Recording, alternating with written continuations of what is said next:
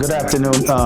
I'm Tony Barr from Bridgeport, Connecticut. I'm a community activist, and I just want to address the fentanyl, talk about the things that are mostly important in the city of Bridgeport, in the country itself. So many people are losing their lives from fentanyl overdoses in the city of Bridgeport. Last year, 2022, in the city of Bridgeport, where everyone should be outraged, but it was kept so hush-hush that people didn't even realize. I was underestimated the amount of people that actually lost their life to fentanyl overdose. I thought it was roughly 50, 60 people. In reality, it was 110. 110 people, 110 fatalities to fentanyl overdoses. And a couple years ago, I lost my brothers to fentanyl overdoses. I lost two of my brothers to fentanyl overdoses. Everybody that know my family here in Bridgeport, we long residents of Bridgeport, my brother Ernest and my brother Ralph. We lost them to fentanyl overdose. And the most hurting part of this was when I really realized my brother was in trouble with this addiction, to hear a grown man who was my older brother tell his little brother that he couldn't get off of this drug. He said, "Hey, you think I want to be on this drug?" And I didn't know that you can, there are other avenues you can do to get them in a program. And my sister, she went the extra mile for him, as well as the whole family, and we got him in there. He was supposed to go into the program on a Monday, but he was dead by that Saturday. And the sad part was I found out through some people that knew me from my outstanding work. I call it outstanding because I do so much in this community for the people of all walks of life, and I'm approachable. You can talk to me. I love our people. I love the community. I love all people. But the people that are suffering are the people that are less educated and not given opportunities. And if I'm saying those things, then I'm making reference to the black and brown people in our own city of the city of Bridgeport. But the people that text me through Facebook on a text message, messenger, that they say, hey, they call me by my middle name, or what the people call me in the street, Bill. And the person that did this, I had no idea who they were, so I overlooked it. Then I received another text, and they said, Big E, your brother Big E, and then it said, rest in peace. So now I got serious, like what's going on? So I know where he lived.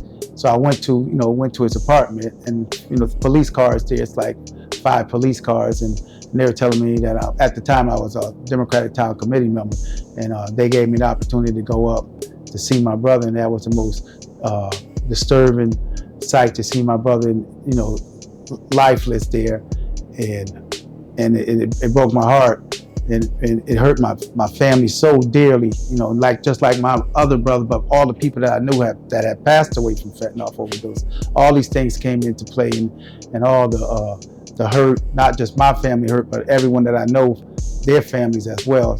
The hurt, it's just a hurtful thing. But he couldn't stay off it long enough to make it to Monday, to be in a program, to hopefully try to clean him up and get him on the right path, because he was a good man.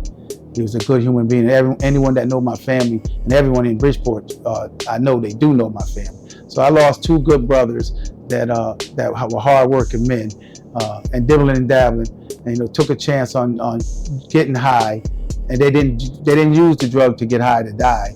They took a chance, and it cost both of them as well as 110 people last year in Bridgeport by taking a chance. No one's doing drugs looking to die, but the urge to do it, knowing what the high is, from what I'm being told by people, they want fentanyl in whatever they're doing, and this is a sad but true reality. So I just want to say that we lost 110 people in the city of Bridgeport to fentanyl overdose in 2022.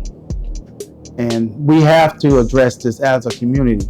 I saw on News 12 where they were saying about how much money is going to be dedicated to substance abuse and so forth and so on.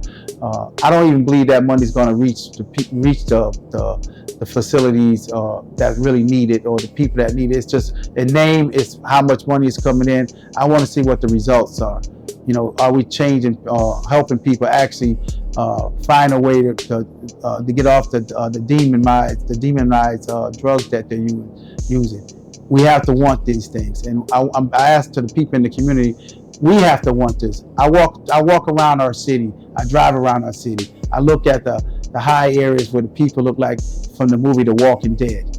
Our people look like The Walking Dead. So many people, black and brown people, walking here with just existing, not even living.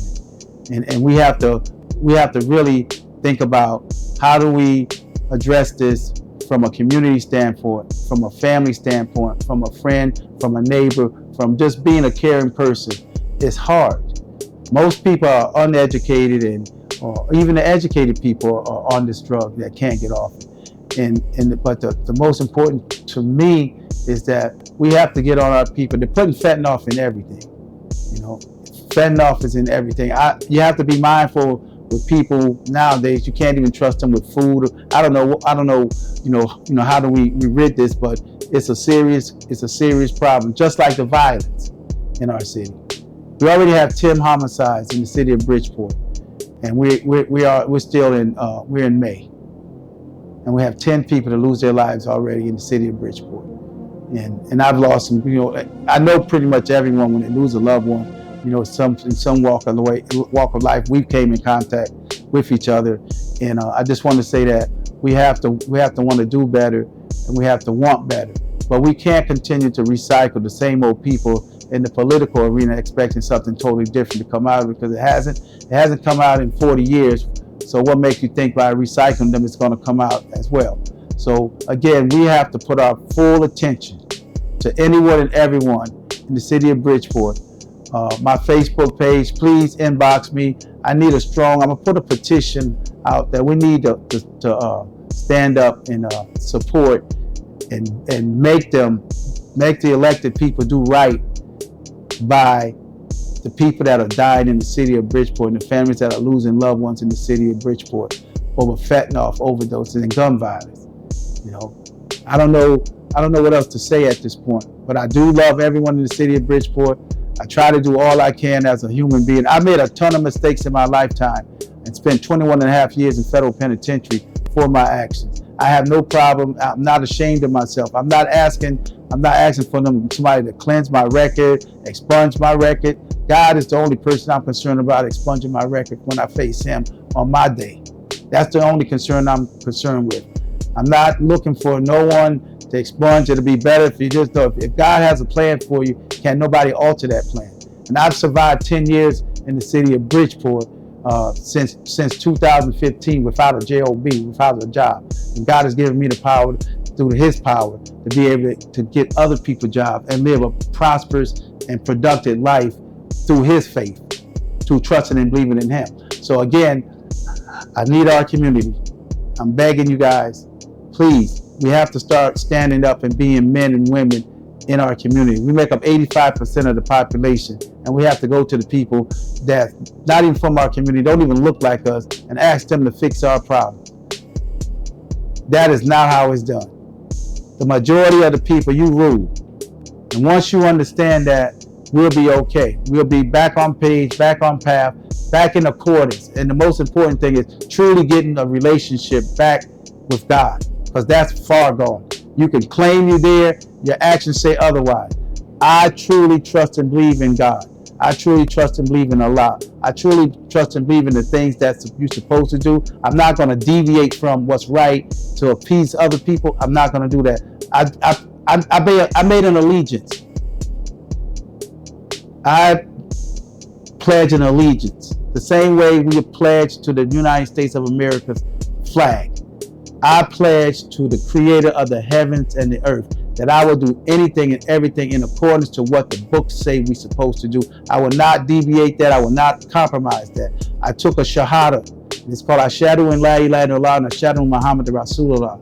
Sallallahu alaihi wasallam. So I bear witness that there's no God but God, and I bear witness that Muhammad is the last prophet, the seal of the prophets. That's it. That's where I'm on. I'm on the hawk. I'm on what's important in Islam. I'm on what's important for Christians. Do what you're supposed to do. Do what, as a Christian, whatever you believe in, do what you're supposed to do by your faith. And everything else will take care of itself. So I'm going to end by saying this again. Please, I'm going to do a petition. We need the whole community to sign off on this petition. I'm going to be asking for certain things from the city officials, from the state officials, that they're going to do for the people of the city of Bridgeport. And I love you again. God bless you.